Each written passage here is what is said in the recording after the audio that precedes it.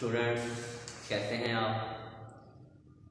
Last जो मेरा lecture था उसमें हमने डिस्कस किया था electrostatic and Coulomb's law. Electrostatic के बारे में हमने जनरल डिस्कशन की थी। जनरल डिस्कशन में इट मीन्स इलेक्ट्रोस्टैटिक की डेफिनेशन, इलेक्ट्रोस्टैटिक से रिलेटेड दो चार डेफिनेशन थी। उसके बाद कूलम्स लॉ को स्टडी किया। कूलम्स लॉ में ईच एंड एवरीथिंग स्टडी की ऑलमोस्ट, उसकी स्टेटमेंट, उसका फार्मूला। फिर उसमें हमने डिस्कस किया कि क्या जो कूलम्स फोर्स है वो म्यूचुअल फोर्स है कि नहीं, उसके हवाले से डिस्कशन की।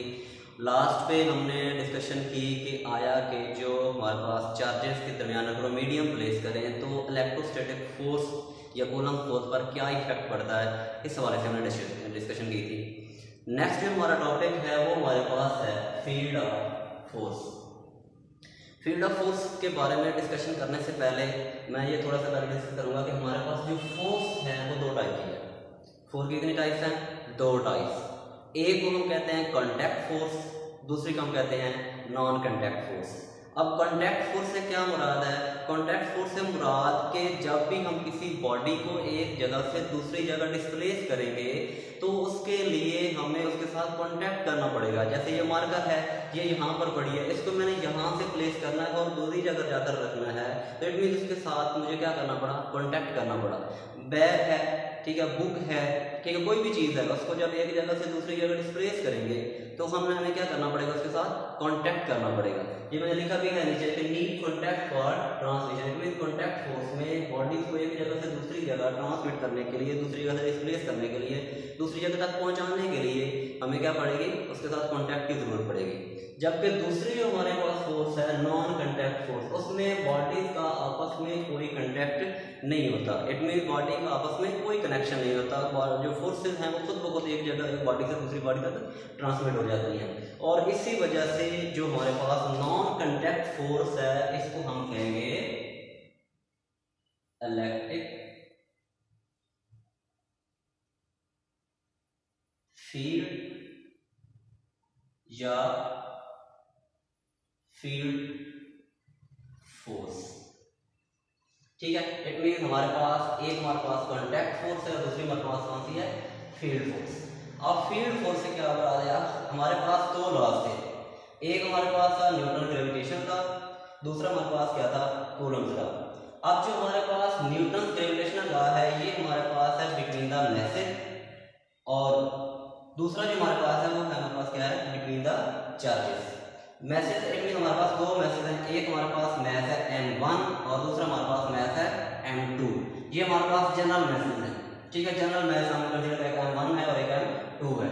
दूसरा या इसी को हम अगर m1 को लेट फॉल्ट कर ले, एक हम लेट फॉल्ट कर ले मैथ ऑफ अर्थ कंसीडर कर लेते हैं, दूसरा हमारे पास मैथ ऑफ बॉडी है। लेट फॉल्ट कर ये हमारा मार्कर है, इसको जब भी मैं यहाँ से छोड़ूंगा तो ये नीचे की तरफ आएगा। इट मीन्स कोई ना कोई तो फोर्स है जो इस बॉडी को अपनी तरफ खींच रही है। हालांकि इस बॉडी का अब मैथ अर्थ के साथ कोई कनेक्शन नहीं है, लेकिन फिर भी ये नीचे की तरफ जा रही है। इट मीन्स वो जो बॉडी है, अर्थ है, इस बॉडी को आपस की तरफ अपनी तरफ खींच रही है।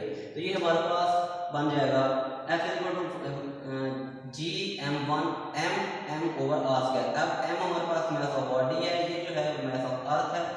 अब ये जो इस लॉ में हम फोर्स की मैग्नीट्यूड और फोर्स की डायरेक्शन के बारे में स्टडी, मतलब ये हमारे पास जो लॉ है ये उस फोर्स की मैग्नीट्यूड के बारे में बताता है और उसकी डायरेक्शन के बारे में। सिमिलरली जो कूलम्स लॉ है बिटवीन द चार्जेस है, Q1 Q2 दो चार्जेस हैं, ये भी जो लॉ है ये मैग्नीट्यूड की, फोर्स की मैग्नीट्यूड और फोर्स की डायरेक्शन के बारे में हम पता करते हैं, ये हमें पता चलता है।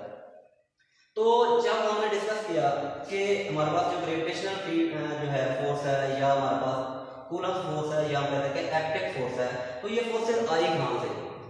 यहाँ पर ये सवाल पैदा हुआ कि ये फोर्सेस आई कहाँ से, इन फोर्सेस का ओरिजिन क्या है। बहुत सारे साइंसदानों ने इसके बारे में डिस्कशन की कोशिश की है, मतलब इसको ड्राइव करने की कोशिश की, पता चलाने का कोशिश किया, लेकिन स्टिल अभी तक आज तक इन फोर्सेस की ओरिजिन के बारे में कोई आदमी, कोई साइंटिस्ट को जिंदा भी पता नहीं चला सका। इसी वजह से फिर हम इसको कहते हैं कि basic forces of nature. Basic forces of nature क्यों कहते हैं? कि हम कहते हैं कि हमने फिर ये एग्जामिन कर लिया, ये फर्ज कर लिया, ठीक है, या ये कंसीडर कर लिया कि ये फोर्सेस जिस तरह नेचर में मौजूद थी उसी तरह इनकी मौजूदगी को मान लिया गया। इसी वजह से इन फोर्सेस को क्या कहते हैं, बेसिक फोर्सेस ऑफ नेचर। ठीक है, एक पहला सवाल ये था कि what are the origin of these forces, ये फोर्सेस आई कहाँ से, इसका आंसर स्टिल अननोन है, इसके बारे में अभी तक कोई पता नहीं चल सका। इस वजह से ये हमारे पास क्या है, basic forces of the nature है। तो फिर एक और सवाल पैदा हुआ कि जो फोर्सेज हैं ये एक बॉडी से दूसरे बॉडी तक ट्रांसमिट कैसे होती हैं। ठीक है, how these forces are transmitted. जैसे हमने कहा है कि ये हमारे पास फोर्स है, एक जो है इस मार्कर को छोड़े तो यार की तरफ जाती है, चार्जेस आपस की तरफ अट्रैक्ट हो जाते हैं या रिपेल हो जाते हैं। ठीक है, इट मीन कोई ना कोई तो वहां पर फोर्स है जो इन बॉडी को चार्जेस को या तो अट्रैक्ट कर रही है या रिपेल कर रही है। तो ये फोर्स, सवाल पैदा हुआ कि ये फोर्स एक चार्ज से दूसरे चार्ज तक या एक मैच से दूसरे मैच तक कैसे ट्रांसमिट होती है, कैसे एक्सर्ट होती है ये फोर्सेस।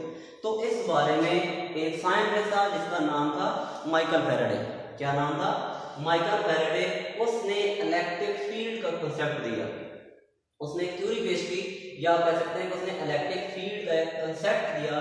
उस फील्ड के उस कंसेप्ट के मुताबिक ये हम कह सकते हैं कि ये हमारे पास it is an intrinsic property of nature that electric field exist in space around the charge. ठीक है, फर्स्ट टॉपिक में हमने अबाउट चार्ज पढ़ा था, it is intrinsic property of the fundamental particles. Similarly अब उस फंडामेंटल पार्टिकल को जब भी स्पेस में प्लेस करेंगे तो ये भी इंट्रिंसिक प्रॉपर्टी ऑफ नेचर है कि उसके इर्द क्या पैदा हो जाएगा, एक फील्ड पैदा हो जाएगा, एक वो क्या कहते हैं कि रीजन बन जाएगा। उस रीजन को हम स्टडी करते हैं। लेट फॉर कर लीजिए हमारे पास एक चार्ज है प्लस क्यू चार्ज, जब भी उसको मैंने प्लेस किया स्पेस में तो इसके इर्द क्या पैदा हो गया, एक फील्ड पैदा हो गया। ठीक है, electric field exist in space around the charge. Charge के इर्द क्या पैदा हो गया, एक फील्ड पैदा हो गया। अब हमें कैसे पता चलेगा कि उस चार्ज के इर्द गिर्द फील्ड पैदा हुआ है कि नहीं पैदा हुआ। ठीक है, तो इसको एग्जामिन करने के लिए, उसको टेस्ट करने के लिए, उसको चेक करने के लिए एक और चार्ज इसके करीब लेंगे। लेट बात कर लें, यहाँ पर ये प्लस क्यू चार्ज पड़ा था, इसको मैंने इसके पास लेकर आने की कोशिश की। तो जैसे जैसे मैं इसको इसके पास लेकर आ रहा था, एक ऐसा पॉइंट आया, एक ऐसा मकाम आया जिस पॉइंट पर या जिस जगह पर इस चार्ज पर कोई ना कोई फोर्स एक्सर्ट हो रही थी। या तो ऐसा था कि ये चार्ज आगे जाने में डिफिकल्टी महसूस कर रहा था, या फिर ऐसा होगा कि ये चार्ज पहले तो हम स्लो मूव कर रहे थे, जैसे उस फील्ड के अंदर आया, जैसे उस पॉइंट पर आया तो ये अट्रैक्शन फील कर रहा था कि ये आगे की तरफ जाने की जल्दी कमी था। ठीक है, लेकिन वो जल्दी जल्दी आगे जाने लगा था। तो फिर जिस पॉइंट पर ये चार्ज अपने आप पर कोई ना कोई फोर्स एक्सर्ट करेगा तो फिर उस स्पेस को हम क्या कहते हैं, इलेक्ट्रिक फील्ड या फील्ड ऑफ फोर्स भी कहते हैं। ठीक है, तो ये जो चार्ज था ये हमारे इस पर फोर्स ऑफ अट्रैक्शन लग रही थी, फोर्स ऑफ रिपल्शन लग रही थी, आउटवर्ड इस पर एक फोर्स एफ लग रही थी। ठीक है, अब हम ये डिस्कस करेंगे।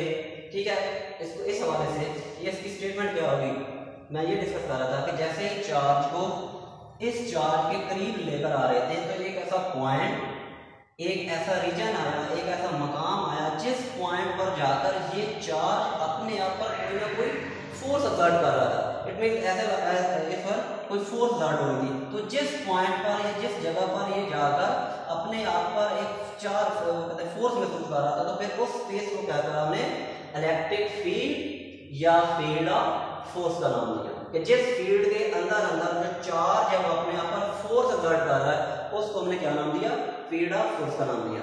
तो इसको हम स्टेटमेंट या डिफाइन कर सकते हैं, द स्पेस और region around a charge. Charge के इर्द गिर्द एक स्पेस या region in which it exerts a force on another charge. उस वो कहता है कि जिसके अंदर ये जो चार्ज है दूसरे चार्ज पर फोर्स एक्सर्ट करेगा तो फिर उस स्पेस को या उस रीजन को हमने क्या नाम दिया, फील्ड ऑफ इलेक्ट्रिक फील्ड या फील्ड ऑफ फोर्स का नाम दिया। ठीक है, इसी वजह से इसको क्या नाम दे दिया बेटा, फील्ड ऑफ फोर्स का नाम दे दिया। अब चंद क्वेश्चन जो है ये क्यू नॉट के हवाले से, ये जो क्यू नॉट हमारे पास क्या है, इसको हम टेस्ट चार्ज का नाम देते हैं। क्यू नॉट को क्या कहते हैं, टेस्ट चार्ज का। अब टेस्ट चार्ज के हवाले से दो तीन शॉर्ट क्वेश्चन एमसीक्यूज हैं कि जो टेस्ट चार्ज है वो हमेशा क्या होगा, पॉजिटिव होगा।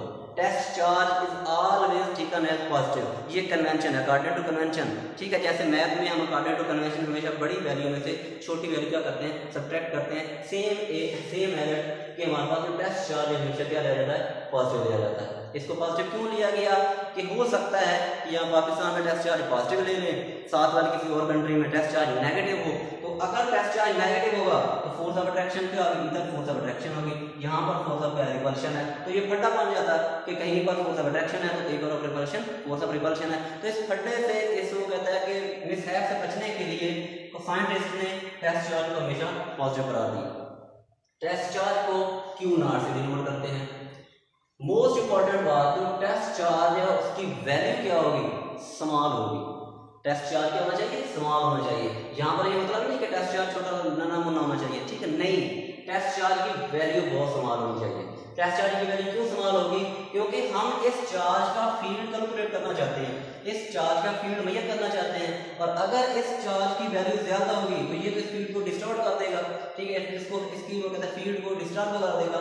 इसी वजह से इसको हमने सिर्फ इसलिए करना कि इसके दरमियान इंटरैक्शन पैदा हो, नॉट ये हो कि इसकी वैल्यू बहुत ज्यादा हो और इसको डिस्टर्ब कर दे। Due to this reason test charge positive हो, क्यू नॉट से डिनोट करते हैं, और most important one test charge की वैल्यू क्या होनी चाहिए, स्मॉल होनी चाहिए। ये तो हम पता चल गया कि जब भी एक चार्ज को किसी दूसरे चार्ज के साथ ले जाते हैं तो वहां पर फोर्स एक्सर्ट होती है दूसरे टेस्ट चार्ज पर। अब यहाँ पर ये बात थी कि फोर्स एक्सर्ट कितनी हुई, फोर्स एक्सर्ट कितनी हुई, मतलब इस चार्ज पर, इस चार्ज की वजह से कितनी फोर्स एक्सर्ट हुई, इसने कितनी फोर्स एक्सपीरियंस की। तो उस हवाले से हम एक नई टर्म डिफाइन करेंगे, electric field intensity. Electric field intensity क्या है हमारे पास, इलेक्ट्रिक फील्ड इंटेंसिटी है, इस पर कितनी चार्ज लग रही है, एफ, कितनी फोर्स लग रही है, F divided by test charge. It means force exerted per unit test charge is called electric field intensity. Electric force या force exerted per unit test charge, इस चार्ज पर, इस चार्ज की वजह से कितनी फोर्स एक्सर्ट हुई उसको क्या कहते हैं, इलेक्ट्रिक फील्ड इंटेंसिटी। अब यहाँ पर ये बात है कि electric field intensity vector quantity है या स्केलर क्वांटिटी है। चूंकि फोर्स हमारे पास क्या है, वेक्टर क्वांटिटी है, फोर्स हमारे पास क्या है, वेक्टर क्वांटिटी, तो सिमिलरली इलेक्ट्रिक फील्ड इंटेंसिटी भी क्या हो जाएगी, वेक्टर क्वांटिटी होगी। ये नीचे मैंने लिखा भी है 2-3 कि ये हमारे पास कहते हैं वेक्टर क्वांटिटी, ये हमारे पास कौन सी क्वांटिटी है, वेक्टर क्वांटिटी है बेटा। दूसरी हमारे पास अगर वेक्टर क्वांटिटी है तो इसकी डायरेक्शन क्या होगी, its direction is same as the direction of F, इसकी डायरेक्शन हमेशा फोर्स की डायरेक्शन होगी। इट मींस अगर फोर्स इधर को है तो इलेक्ट्रिक फील्ड इंटेंसिटी डायरेक्शन क्या होगी, आउटवर्ड होगी, और अगर इसकी डायरेक्शन इनवर्ड है तो इसकी इलेक्ट्रिक इंटेंसिटी डायरेक्शन भी क्या होगी, इनवर्ड होगी। फिर इसका यूनिट डिस्कस कर लेते हैं, यूनिट क्या है, यूनिट हम डिस्कस कर लेते हैं इसके फार्मूला से। इलेक्ट्रिक इंटेंसिटी का फार्मूला है फोर्स पर unit test charge, force unit क्या है, न्यूटन, चार्ज यूनिट क्या होता है, कूलम, तो ये हमारे पास क्या आ जाएगा, न्यूटन पर कूलम, इसका यूनिट हमारे पास आ गया न्यूटन पर कूलम। अब हम ये कहते हैं कि ये जो हमारे पास टेस्ट चार्ज है हमारे पास क्या है, पॉइंट चार्ज, तो ये भी चार्ज हम क्या लेते हैं, पॉइंट चार्ज। अब इस पॉइंट चार्ज की वजह से इलेक्ट्रिक इंटेंसिटी की वैल्यू क्या होगी, पॉइंट चार्ज या कह सकते हैं ये टेस्ट चार्ज को नॉट है, उसकी वजह से इलेक्ट्रिक फील्ड इंटेंसिटी कितनी होगी। तो हमारे पास एक फार्मूला हमने डिस्कस किया था इलेक्ट्रिक फोर्स का by Coulomb's law, F = K⁴ ये F की वैल्यू यहाँ पर यूज कर लेते हैं, हमारे पास फील्ड इंटेंसिटी की वैल्यू आ जाएगी F/Q0, फोर्स की वैल्यू हमारे पास क्या है, K⁴ अब Q1 और Q2 को हम रिप्लेस करेंगे अकॉर्डिंग टू दिस फिगर। अब यहाँ पर दो चार्जेस हैं हमारे पास, यहाँ पर भी दो चार्जेस हैं Q1 और Q2, यहाँ पर भी दो चार्जेस हैं। अब दो चार्जेस कौन से, एक हमारे पास Q है और दूसरा हमारे पास क्या है, Q0। यहाँ पे और बात नोट कर लें बेटा कि जो Q0 है ये हमेशा हमारे पास सोर्स चार्ज होगा, ये हमारे पास क्या होगा, ये सोर्स चार्ज होगा, और ये हमारे पास क्या होगा, ये हमारे पास पॉइंट चार्ज होगा।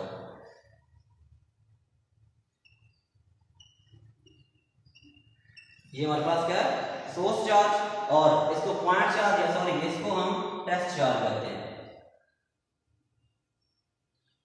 ये हमारे पास सोर्स चार्ज Q है और दूसरा हमारे पास Q0 क्या है, टेस्ट चार्ज। अब Q1 को हम रिप्लेस करते थे Q से, Q2 को रिप्लेस रिप्लेस कर देते हैं क्यू नॉट से, तो हमारे पास रिलेशन बन जाएगा K q naught over r square. Q naught है ये ऊपर क्या रहेगा, आर के साथ मल्टीप्लाई कर जाएगा, तो ये क्यू नॉट से क्यू नॉट क्या हो जाएगा, कैंसिल हो जाएगा। हमारे पास रिलेशन बन जाएगी इलेक्ट्रिक इंटेंसिटी के क्यू ओवर आर स्क्वायर। अब चूंकि इलेक्ट्रिक इंटेंसिटी तो हमारे पास क्या है, वेक्टर क्वांटिटी है, तो वेक्टर फॉर्म में लिखने के लिए इसको हम लिखेंगे कि q over r square into r unit vector. अब जो आर यूनिट वेक्टर है ये इलेक्ट्रिक फील्ड इंटेंसिटी की डायरेक्शन को डिनोट करेगा।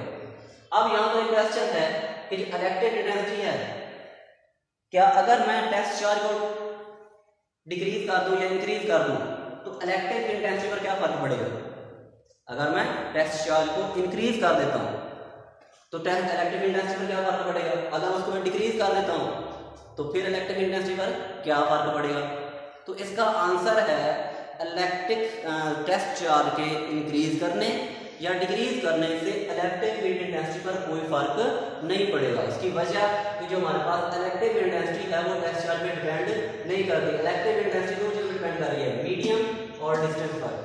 मीडियम के इन चार्जेस के दौरान मीडियम क्या है और इनका डिस्टेंस क्या है। अगर हम डिस्टेंस इंक्रीज करते जाते हैं इलेक्ट्रिक इंटेंसिटी क्या होगी, डिक्रीज होगी। इट मीन अगर हम आर की वैल्यू इंक्रीज करें तो जो इलेक्ट्रिक इंटेंसिटी वो क्या होगी, डिक्रीज होगी, because they are inversely related to each other. And अगर हम आर की वैल्यू को डिक्रीज करें इलेक्ट्रिक इंटेंसिटी की वैल्यू क्या होगी, इंक्रीज होगी। ठीक है, तो ये था हमारे पास आज का टॉपिक जिसमें हमने फील्ड ऑफ फोर्स के बारे में पढ़ा। फील्ड ऑफ फोर्स क्या है, ठीक है, ये फोर्सेस क्या कहाँ से आई, फिर उसके बारे में माइकल फैराडे ने क्या बताया, माइकल फैराडे इलेक्ट्रिक फील्ड का कंसेप्ट दिया, इलेक्ट्रिक फील्ड का कंसेप्ट, इलेक्ट्रिक फील्ड थ्योरी, या ये शॉर्ट का जाना जाता है कि what is Michael Faraday theory of electric field. तो ये हमारे पास it is intensive property of nature that electric field exist in space around the charge. Field of force क्या है उसकी स्टेटमेंट हमने डिस्कस कर दी। टेस्ट चार्ज हमारे पास क्या है, इलेक्ट्रिक फील्ड इंटेंसिटी, ये हमारे पास क्या है, फोर्स पर यूनिट टेस्ट चार्ज। कौन सी क्वांटिटी, वेक्टर क्वांटिटी, इसकी डायरेक्शन क्या है, इसकी direction same as it is the direction of force.